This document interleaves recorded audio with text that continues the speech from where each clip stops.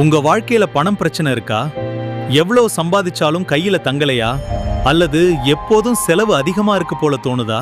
அப்படின்னா இந்த வீடியோ உங்களுக்காக தான். இன்று நான் சொல்ல போற மந்திரம் பல பேரோட வாழ்க்கைய மாற்றி இருக்கிறது. நம்ம வாழ்க்கையில பணம் வராததுக்கு ஒரு காரணம் மட்டும் இல்ல. மன அமைதி இல்லாம இருப்பது, வீட்டு சூழல் சரியா இல்லாதது, நெகட்டிவ் எனர்ஜி அதிகமா இருப்பது, நம்பிக்கை குறைவு, இந்த எல்லாமே பணம் வருவதையும் தங்குவதையும் பாதிக்கும். மந்திரம் அப்படின்னா வெறும் வார்த்தை இல்ல, அது ஒரு வைப்ரேஷன். நம் மனசையும் நம் சூழலையும் மாற்றும் சக்தி இருக்கு. அதனாலதான் பழைய காலத்திலிருந்து மந்திரம் முக்கியமா சொல்லப்பட்டு வருகிறது. ஓம் ஸ்ரீம் மகாலட்சுமியே நமஹ.